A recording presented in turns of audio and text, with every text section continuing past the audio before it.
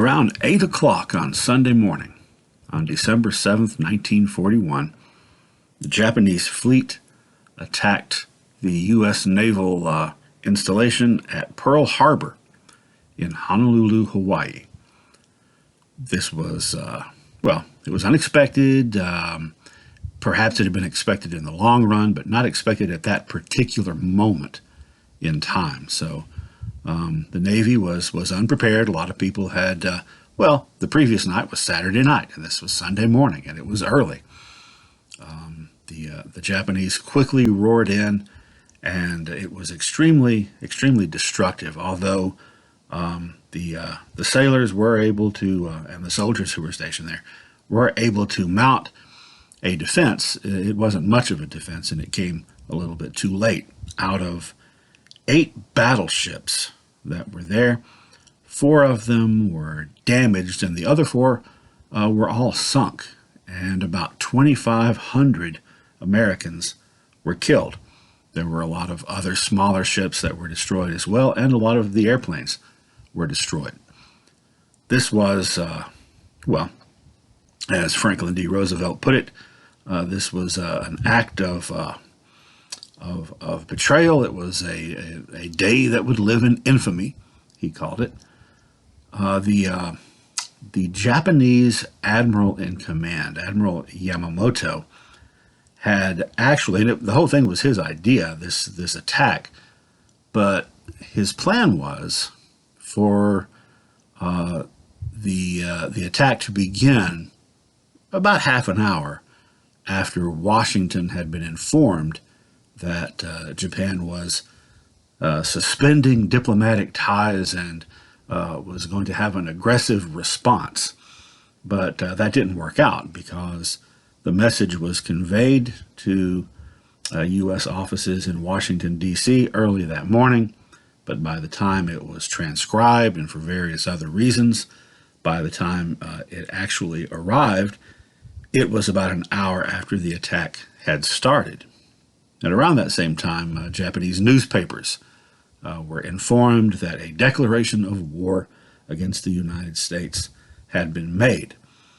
Well, for most Americans, this was a very enraging thing, this kind of sneak attack. Why would someone do a sneak attack? Well, because it works, mostly. Although Yamamoto was trying to kind of cover his bases and also at least technically be able to say that it wasn't completely dishonorable by his desire to have had this announcement made to the U.S. government beforehand, but it didn't work out. Yamamoto is famously alleged to have said after the attack, "We have awakened a sleeping giant." He actually said that in several movies, the character did, but there's no evidence that the actual Admiral Yamamoto said those exact words at that exact time. But he did say things kind of similar to that. He did feel like the whole thing had been a little bit of a blunder, mostly because of the failure of those diplomats to deliver the message. However you looked at it, there was no denying the U.S. is in the war now, for sure. Yesterday, December 7th, 1941, a date which will live in infamy. The United States of America was suddenly and deliberately attacked by naval and air forces of the Empire of Japan. The United States was at peace with that nation, and at the solicitation of Japan, was still in conversation with its government and its emperor, looking toward the maintenance of peace in the Pacific. I'm going to put this slide up for a few seconds so that you can go back to it and pause on it if you need to kind of get these things straight. But I'm going to move on because while I talk about these things, we're going to be looking at the map. And the same thing with this slide. You're not going to have to remember the names of all these islands, but you do need to know what happened. We talked about the fact that the Japanese attacked Pearl Harbor, but we didn't really talk much, if at all, about why. Well, we had sort of hinted at the fact that Japan was advancing on French Indochina, alias Southeast Asia, and that also that they were advancing on the Dutch East Indies, and that the Dutch and the British were hoping that the U.S. would help them there. Well, the Japanese had bigger plans than even that. So, December 1941, here's what Japan controlled. Japan, obviously. Okinawa and Iwo Jima, which were part of Japan. Korea, Manchuria, and the section of China that you can see they had occupied. Also, the island of Formosa, which is today known as Taiwan, which was part of China. So that's as far as they'd extended in December 1941. The attack on Pearl Harbor was just the beginning of a wave of attacks. In fact, right around the same time that one Japanese fleet was attacking the U.S. Navy in Hawaii, other Japanese forces were attacking the British and the Dutch, now in the Dutch East Indies, as well as, by this point, also they did actually have control of French Indochina. We had talked about that. They'd had that for a few months. They also advanced rapidly into all these other places, including the Philippines. Now, the Philippines was an American, quote-unquote, possession since the Spanish-American War / Filipino-American War that we talked about before. Within a few weeks after Pearl Harbor, Japanese fleet attacked the Philippines, where they outnumbered and overwhelmed the Filipino defenders and the Americans who were stationed there. The Americans who were stationed there were under the command of Douglas MacArthur. MacArthur was forced to retreat and to abandon the Philippines and make his escape. He famously said, "I shall return," that is, to the Philippines, and he did. But for the moment, if you didn't happen to make it onto the boat when the U.S. withdrew, if you were American, you were you were out of luck. And if you were one of the Filipino defenders, that was true as well. The Japanese overwhelmed the island. It took about 3 months for them to take the whole thing. Once they did, they took the American POWs and the Filipinos they had captured with them and marched them over mountains and through the jungle to the other end of the island. And many American and Filipino POWs died in what has come to be known as the Bataan Death March. Bataan's where they were marching them to, the name of the city. Well, that happened in winter of 42. Of course, in the Pacific, winter has a different meaning. In April and into May, the Battle of the Coral Sea north of Australia was an important naval battle. You had the Japanese fleet versus the combined United States and Australian navies. This is very significant because it is the first battle in which you had aircraft carriers on both sides attacking each other. The Japanese fleet had aircraft carriers as they were approaching Hawaii, but the Americans did not.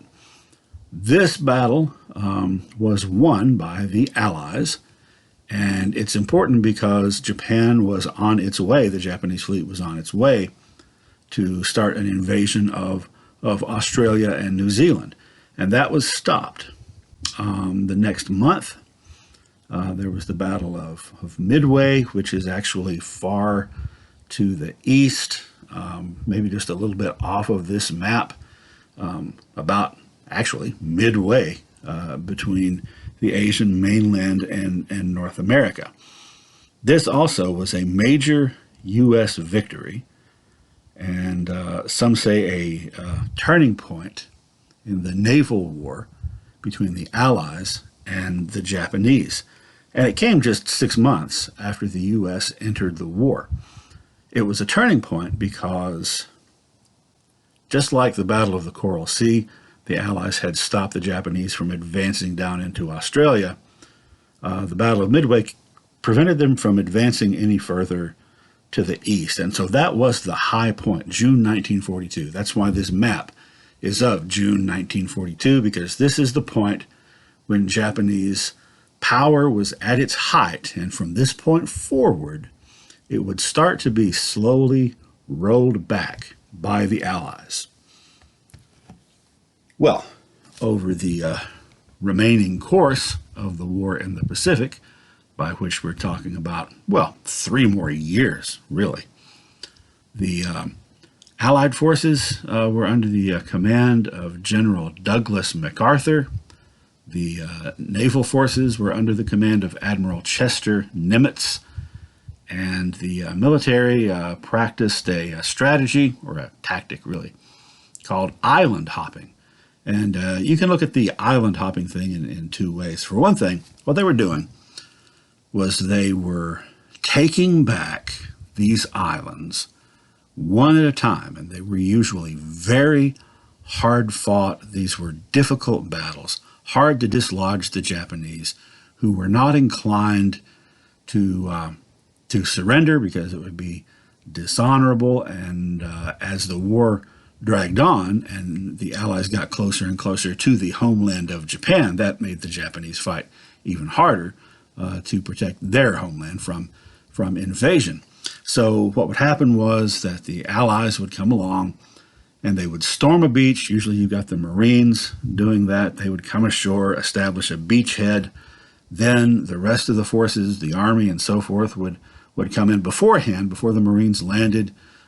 Naval aircraft would have bombed the island, and ships would have been bombing the island to, quote, soften it up.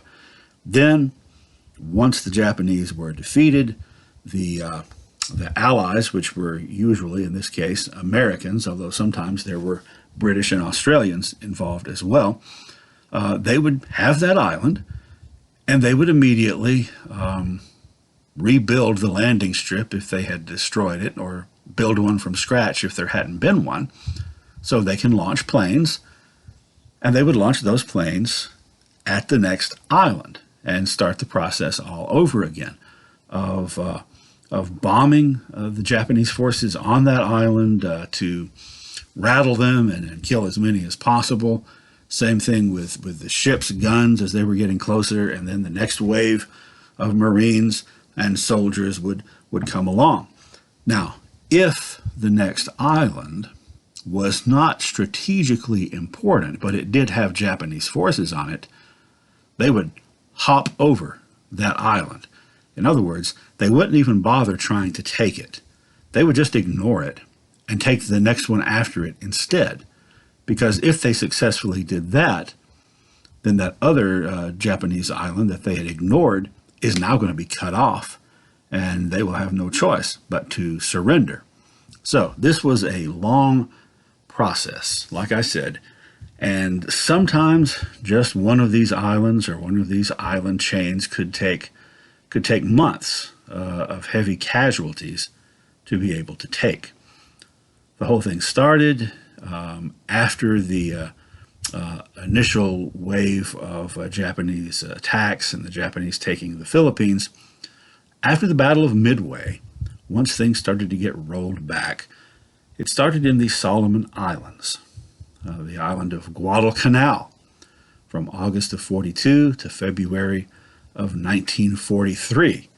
Then there were a few months of preparation, and on they went to the next major island in the Solomon Island chain, Bougainville, starting in November of 43 to February of 44. That same month, they started the invasion of Bougainville. Allied forces also attacked Tarawa in November of 43. So essentially, in one entire year after that turning point at Midway, the U.S. forces and their allies took back three major small islands. From there, they continued to Saipan by June of 1944. And at Saipan, American forces saw something that was very unsettling to them, as they were in the process of defeating the Japanese forces. Large numbers of Japanese civilians and Japanese soldiers leaped off a cliff to their deaths rather than be captured, rather than surrender. Americans viewed this as very inauspicious, because if this is a sign of how resistant the Japanese are going to be as the Allies get closer to their home islands, that did not bode well for how hard that was going to be to carry off. Now, on the other hand, those Japanese civilians had been told that the American soldiers, when they got there, were going to rape all the women and also eat people. So they decided they would rather die than face that horrible fate that they thought awaited them. Accounts differ. At least several hundred, by some accounts thousands, a couple of thousand people leaped to their deaths at Suicide Hill, as the Americans called it, or Banzai Hill. The next month, fighting moved to the island of Guam in July 1944. Later that summer, in September, they started the invasion of the island of Peleliu, which took a couple of months. Now, Guam, I have back here on the earlier list of islands, next to it I have a name, Sergeant Shoichi Yokoi, and the date 1972.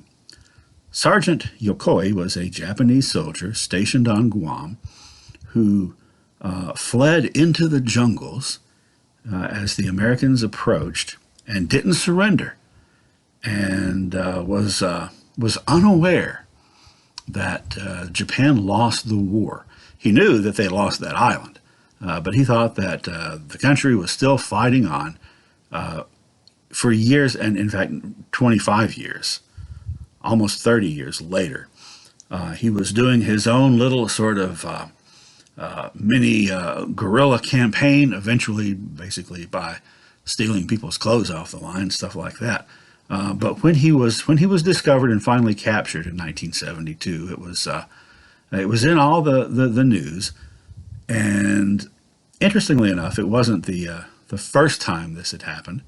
There had been multiple Japanese soldiers, I think there were some in Burma as well, who hadn't surrendered at the end of the war. So just keep on believing, I guess, is the well, maybe that's not the moral of the story, because yeah, he was totally wrong and wasted 30 years.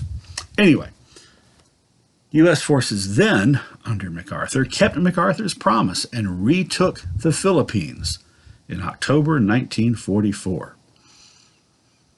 which then got them within striking distance of the furthermost island possessions of Japan.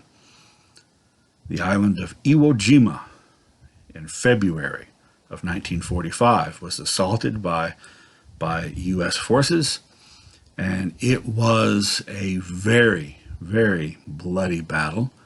And in fact, only a small percentage of the Japanese soldiers there surrendered. Most of them fought to the death, in large part because now the U.S. is getting closer to the home islands, so that would make people fight harder if their families are back there. There was a film a few years ago directed by Clint Eastwood. Actually, two films, Flags of Our Fathers and Letters from Iwo Jima, that were both about the same battle, but one's from the American perspective, one is from the Japanese perspective. And both of them are based on real events and real people in the battle.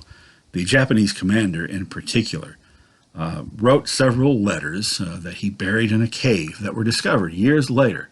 Letters to his family back home, talking about his thoughts as he was trying to hold this island. But he was unable to, and the Americans took it, again, with great loss of American life. Then, in June 1945, the Allies took Okinawa, which is in the Ryukyu Island chain just south of Japan, had been a Japanese possession for centuries. So now they're virtually knocking on the front door of the Japanese islands.